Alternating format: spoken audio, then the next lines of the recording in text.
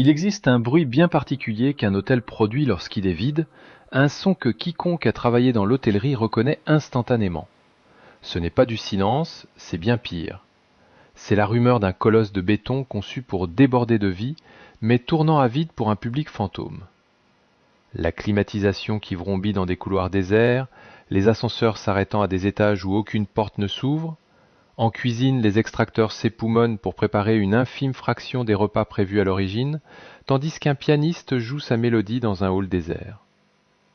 Au printemps 2026, ce murmure d'outre-tombe s'est propagé sur Dubaï, l'une des plus grandes concentrations d'hôtels au monde, forte de près de 150 000 chambres.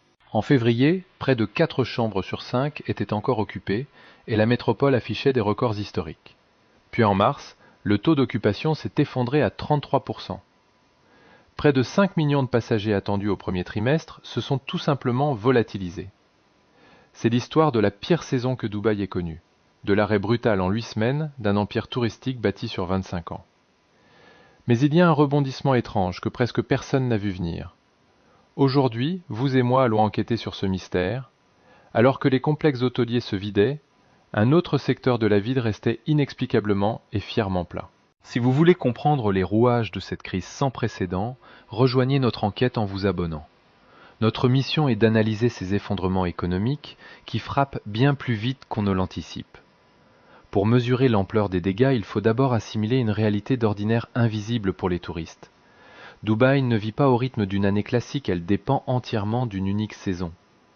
Contrairement à Londres, Paris ou New York, dont l'activité tourne en continu malgré de légères variations, cette ville subit l'un des cycles annuels les plus extrêmes de la planète.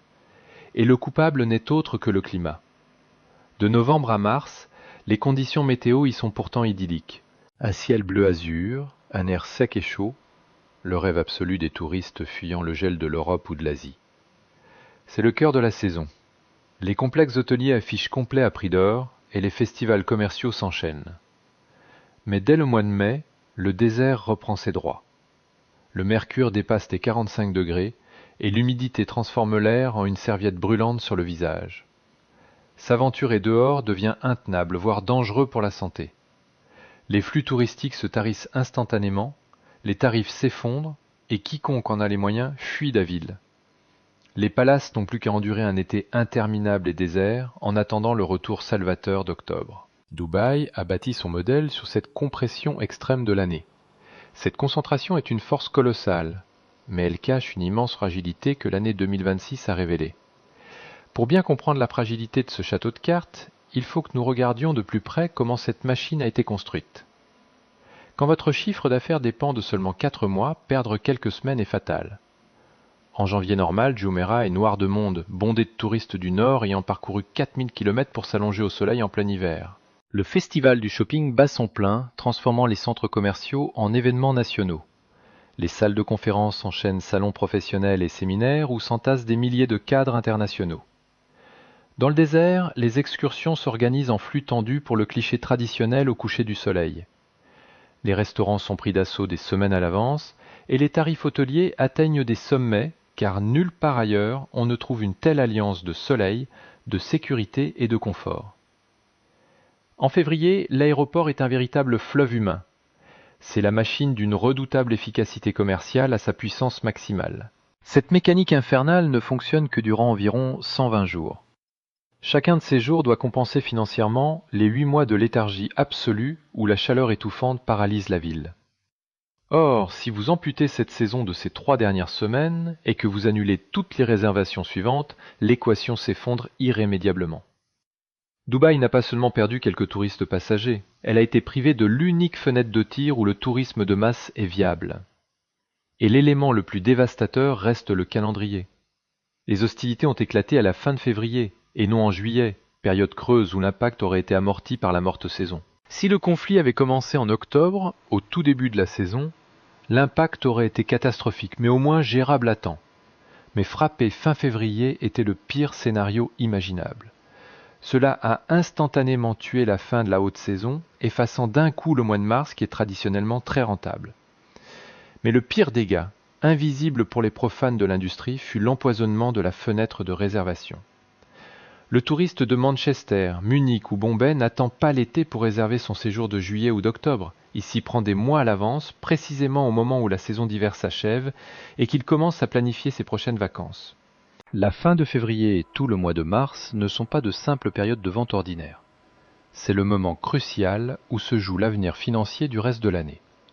Or, en 2026, ces semaines ont coïncidé avec des titres alarmants évoquant des interceptions de drones au-dessus du Golfe et l'annulation massive de vols. Quand la diplomatie britannique déconseillait tout voyage non essentiel vers les Émirats, personne ne planifiait de vacances à Dubaï. La ville n'a pas seulement perdu son mois de mars, elle a perdu toutes ses réservations jusqu'à Noël. Le taux d'occupation s'est effondré à 33,1%, chutant de plus de 54% sur un an. À l'échelle des Émirats, le taux d'occupation a chuté à environ 36%. C'est ici, mes chers lecteurs, que vous et moi devons analyser la brutalité des chiffres. L'aéroport international de Dubaï, premier hub mondial, n'a accueilli que 18,6 millions de passagers au premier trimestre, contre 23,4 millions l'année précédente. Près de 4,8 millions de voyageurs se sont volatilisés. 37 000 vols ont été annulés. Les prévisions de Moody's pour le deuxième trimestre tablaient sur un effondrement du taux d'occupation à 10%, un arrêt de mort équivalent à une fermeture technique du secteur hôtelier jusqu'en 2027. Comparez cela à la situation de la ville à peine 8 semaines plus tôt. Souvenons-nous de 2025. Près de 20 millions de visiteurs, un taux d'occupation de 80% et des tarifs en hausse de 13%. Comment un secteur si triomphant a-t-il pu risquer la fermeture en 2 mois ? La réponse réside dans sa fragilité interne. Pour comprendre l'extrême sévérité des prévisions du deuxième trimestre, il faut regarder le calendrier. Avril, mai et juin ne sont pas des mois normaux. Ils amorcent la descente vers la fournaise, là où le climat devient le pire ennemi de la ville. Les taux s'effondrent chaque année. Les hôtels s'y préparent, bradent leurs prix et planifient leur rénovation durant cette période. Les hôtels réduisent leurs effectifs et endurent cette crise car l'hiver a financé l'année. Or, quand Moody's a modélisé le deuxième trimestre 2026, ce n'était pas une guerre sur une période normale, mais un conflit s'abattant sur le creux thermique annuel. Deux forces destructrices conjuguées ont produit ce chiffre catastrophique de 10%. Une chute de la demande mondiale percutant la période où les réservations s'effondrent naturellement de toute façon, avec un carnet de commandes totalement détruit. La saison ne s'est pas simplement terminée trop tôt, elle s'est éteinte pour abandonner la ville à un été étouffant dont tout le monde cherche à s'échapper. L'effondrement s'est propagé par les compagnies aériennes, véritable système cardiovasculaire de Dubaï. Emirates a suspendu ses vols, imités par Etihad et Qatar Airways. British Airways a interrompu ses liaisons jusqu'en juin, tandis que Lufthansa, Air France et KLM suspendaient indéfiniment. Le couperet est tombé avec des avertissements des gouvernements, comme l'avis de niveau 3 du département d'État américain. Loin d'être de simples conseils, ces directives ministérielles ont un pouvoir immense que vous et moi mesurons rarement. Elles rendent caduques toutes les assurances de voyage, paralysant instantanément le moindre déplacement d'affaires. En tant que journaliste d'investigation, j'ai voulu creuser derrière la façade. Quand un gouvernement déconseille de se rendre dans une destination, les polices d'assurance s'annulent ou se restreignent. Pour une famille planifiant des vacances à Dubaï en mars, le calcul n'était pas un risque mineur. On leur disait explicitement qu'en cas de pépin, ils ne seraient pas couverts. Du côté des entreprises, c'est encore plus inflexible. Aucun service juridique n'autorisera l'envoi de collaborateurs là où l'État déconseille d'aller. Ce mécanisme implacable a annihilé le secteur des congrès. Une part immense de l'économie touristique d'ici ne repose pas sur les plages, mais sur ces salons professionnels prévus des mois à l'avance et annulés au moindre risque juridique. Dès que les avertissements officiels sont tombés, le calendrier des événements s'est effondré. Avec lui ont disparu ces réservations de groupes massives qui garantissent aux hôtels un seuil de rentabilité minimal face aux fluctuations de la clientèle de loisirs. Le sol et le plafond se sont écroulés d'un coup. Si ces dynamiques cachées vous interpellent, si vous voulez comprendre les rouages invisibles derrière les chiffres officiels, suivez mon enquête. C'est ici que l'affaire prend un tournant inédit, totalement ignoré par les médias traditionnels. Alors que les hôtels se vidaient à vue d'œil, les centres commerciaux de Dubaï ne désemplissaient pas. Un paradoxe saisissant qui contredit l'image classique d'un effondrement touristique avec ses rideaux de fer baissés et ses galeries désertes.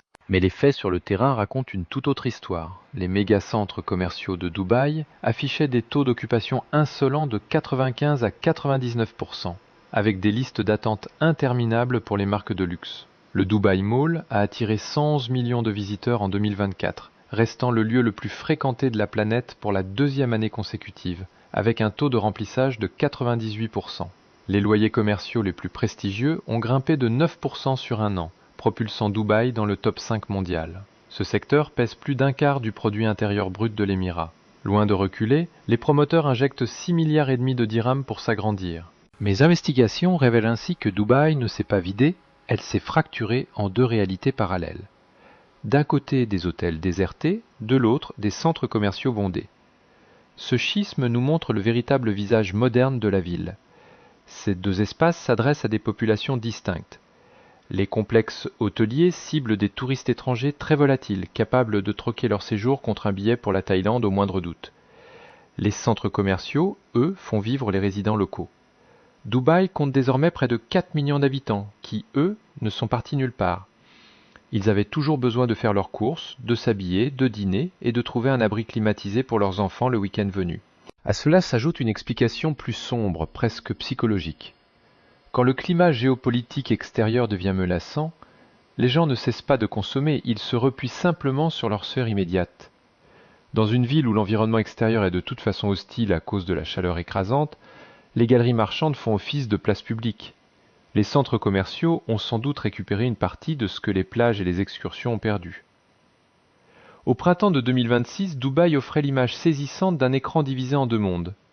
Des temples du shopping grouillant de locaux et, à 30 minutes de là, des couloirs d'hôtels silencieux où les chariots de ménage stagnaient. Mais la crise n'en reste pas moins brutale. Car l'économie du tourisme ne s'arrête pas aux grands hôtels. C'est tout un écosystème d'entreprises locales qui luttent pour leur survie, bien plus vulnérables que les grandes chaînes internationales. Je parle des organisateurs de safaris dans le désert avec leur traite de véhicules à payer chaque mois, des compagnies de croisière en boutre traditionnelle, des écoles de plongée, des guides indépendants ou des photographes de plage. Pensez aussi à ces petits restaurants de quartier dont 90% de la clientèle est touristique. Ces commerces réalisent l'intégralité de leurs bénéfices annuels sur seulement 4 mois fastes. Rater la fin d'une saison, c'est condamner leurs réserves financières et empoisonner d'avance les réservations d'hiver suivant. En réalité, beaucoup de ces structures n'ont pas la trésorerie nécessaire pour tenir jusqu'en 2027. Et derrière les patrons, il y a les travailleurs, ceux pour qui cette crise cesse d'être une simple courbe statistique pour devenir un drame personnel. La main-d'œuvre touristique de Dubaï est presque exclusivement étrangère. Chauffeurs, femmes de ménage, serveurs, cuisiniers, originaires d'Asie du Sud, d'Afrique ou des Philippines. Ils travaillent sous visa lié à leur emploi, envoient de l'argent à leurs familles restées au pays et remboursent parfois de lourds frais de recrutement.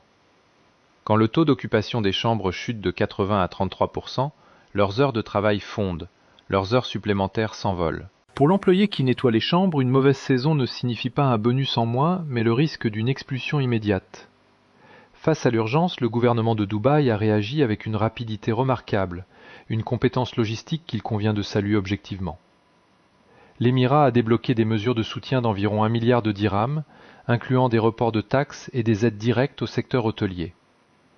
Les offices de tourisme ont continué à vendre une image de ville sûre et fonctionnelle, ce qui était d'ailleurs la stricte vérité.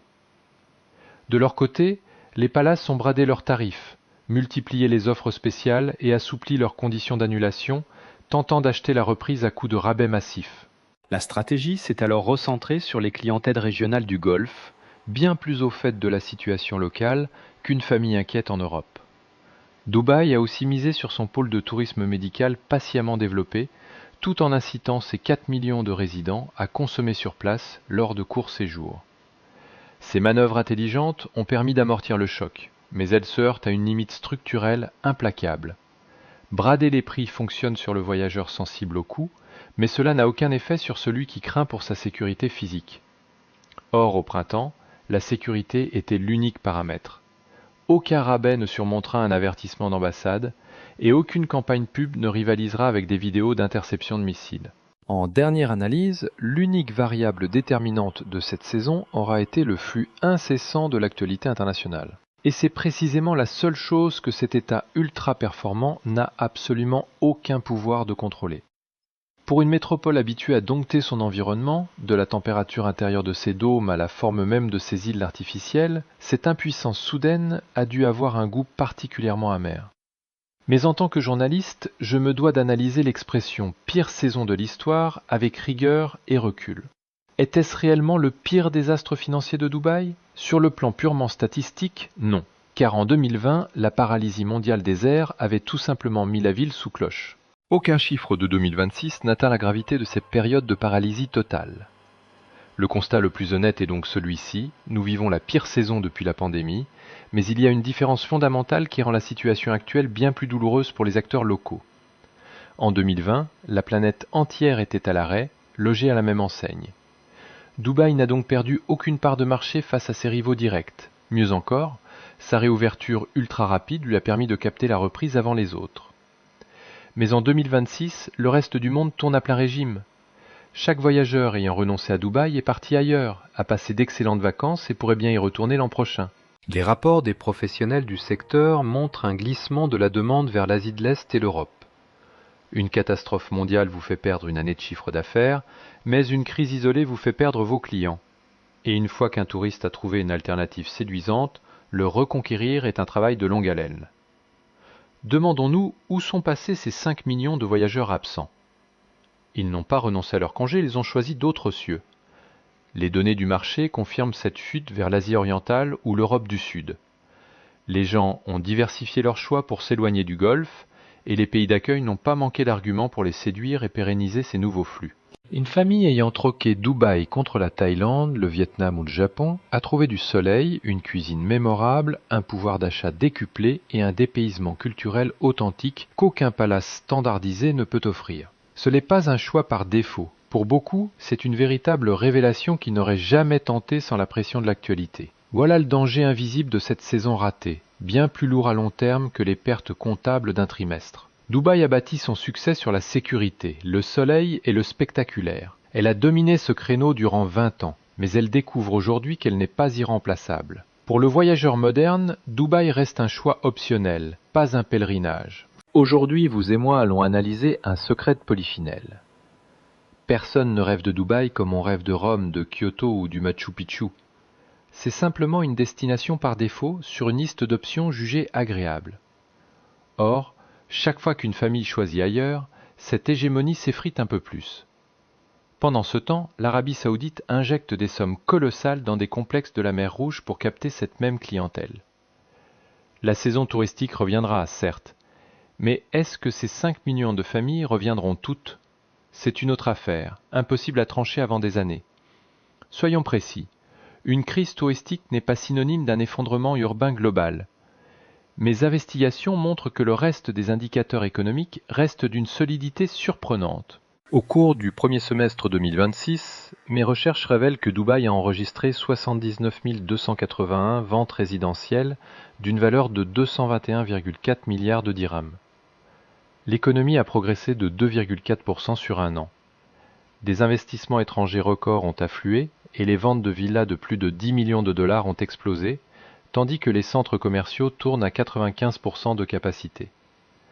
Ce n'est pas l'effondrement d'une ville, mais le récit d'un secteur vital et symbolique qui encaisse un coup dévastateur pendant que le reste de la machine continue de tourner. Les deux réalités coexistent, et nier l'une d'elles serait vous mentir. Le tourisme est la vitrine étincelante de Dubaï, son outil de propagande le plus efficace. C'est lui qui impose son nom à l'échelle planétaire, remplit les avions d'Emirates et fabrique l'imagerie léchée indispensable pour attirer les capitaux étrangers. Ce secteur pèse bien plus que ses 11 ou 12% du produit intérieur brut. Il sert en réalité de département marketing pour tout le reste. Lorsqu'une famille européenne passe une semaine idyllique sous ces latitudes, un engrenage invisible s'enclenche. De retour chez elle, elle commence à consulter machinalement les annonces immobilières en ligne. Certains sauteront le pas, devenant investisseurs ou résidents. Cet entonnoir de conversion est le moteur secret, silencieux, sur lequel repose tout le mirage de cette cité. Mais cette année, pour la première fois en un quart de siècle, le robinet s'est brusquement tari. Regardons de plus près, vous et moi, les rouages de ce mécanisme implacable. Les conséquences réelles ne se liront pas immédiatement sur les graphiques d'occupation des hôtels. Elles apparaîtront d'ici 3 ou 4 ans, sous la forme d'une baisse imperceptible des recherches de villas et d'un ralentissement de la croissance démographique. À ce moment-là, plus personne ne fera le lien avec cette fameuse saison blanche de 2026.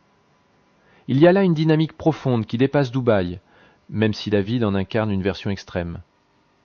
Pour comprendre ce qui se joue, il faut analyser ce séisme à la lumière des deux crises précédentes.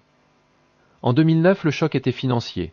À l'époque, l'immobilier s'est effondré et les chantiers ont gelé, forçant l'Émirat à mendier un plan de sauvetage. Pourtant, les touristes continuaient d'affluer. La crise du crédit ne rendait pas les plages moins ensoleillées.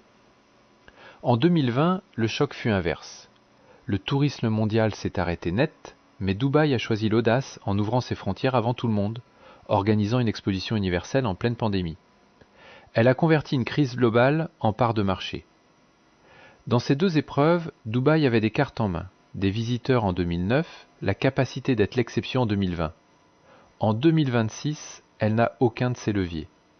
Les touristes sont partis, le monde est ouvert et il ne reste qu'à attendre. C'est une sensation inédite pour cette métropole habituée aux coups d'éclat spectaculaires et aux décisions foudroyantes. Pour la première fois de son histoire moderne, il n'y a aucun gratte-ciel à inaugurer, aucun projet pharaonique à annoncer, aucun coup marketing à lancer. L'unique enjeu réside désormais dans le sentiment de sécurité des voyageurs, et la réponse à cette question se décide hors de ses frontières, dans des chancelleries lointaines. Toute économie dépendante d'une saison ultra concentrée partage cette vulnérabilité structurelle terrifiante. Les exemples abondent à travers le globe, des stations de ski vivant sur 100 jours d'enneigement ruinées par un hiver trop doux, ou des îles de Méditerranée dont la survie dépend d'un été sans incendie ni émeute. Pensez à ces économies balnéaires qu'une seule saison des ouragans peut condamner à une décennie de marasme. Dans chaque scénario, le piège est le même. La concentration temporelle qui rend les bonnes années si rentables élimine toute marge d'erreur. Facturer des tarifs prohibitifs à une clientèle captive sur une période restreinte ne laisse aucune seconde chance. Il n'y a pas de basse saison sur laquelle se replier, car cette période creuse est déjà budgétisée comme une perte sèche. Dubaï a poussé ce modèle à son paroxysme, bâtissant une industrie touristique colossale sur une fenêtre d'à peine 4 mois, dans une région où le climat repousse activement les visiteurs le reste de l'année.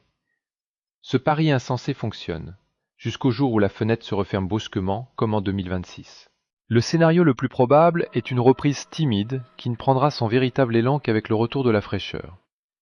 La peur s'estompe plus vite qu'on ne le croit, et les compagnies aériennes rouvriront les lignes dès que la rentabilité sera au rendez-vous. Dubaï dispose d'immenses ressources étatiques pour relancer sa machine marketing. Vous et moi devrons observer attentivement les mois d'octobre et novembre. C'est là que se jouera le véritable test, lors de l'ouverture de la prochaine saison. Si les palaces se remplissent à la fin de l'année, 2026 ne sera qu'un printemps gâché. Mais si le canal de réservation, empoisonné dès le mois de mars, paralyse également l'hiver, nous ne parlerons plus d'une simple mauvaise passe, mais d'une crise structurelle bien plus grave. Les prévisionnistes du secteur murmurent déjà qu'un retour à la normale est hautement improbable avant le début de l'année 2027. C'est une façon polie d'admettre que cette année est d'ores et déjà arrangée au rayon des pertes. Bien sûr, la ville retrouvera ses flux de visiteurs, mais à quel rythme et combien auront trouvé une alternative entre-temps ? Aujourd'hui, les lobbies d'hôtels sont silencieux, pourtant rien n'est détruit, aucun bâtiment n'est endommagé, et le sable est aussi blanc qu'en janvier. C'est l'étrangeté de cette crise invisible. Contrairement au déclin industriel classique que j'analyse habituellement, il n'y a pas de ruine ici. Pas de vitrines barricadées, ni de friches industrielles envahies par les herbes folles pour témoigner du désastre. Quand une ville perd sa saison, tout reste impeccable. Les lits sont faits, les piscines sont nettoyées à l'aube et les buffets débordent de nourriture.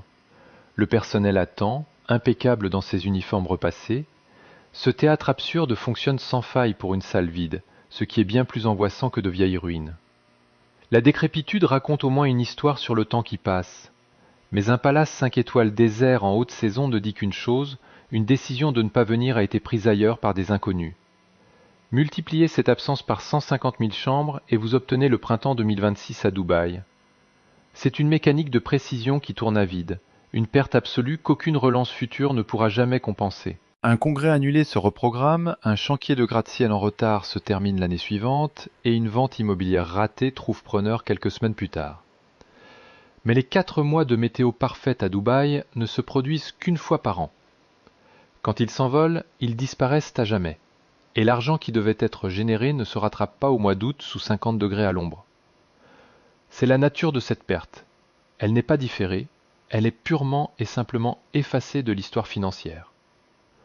En seulement 8 semaines, la métropole est passée de sa meilleure année historique à ce néant invisible.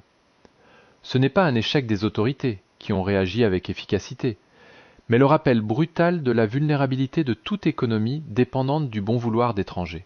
Les centres commerciaux ne désempireront pas, car les résidents fortunés restent sur place, et les transactions immobilières se poursuivront.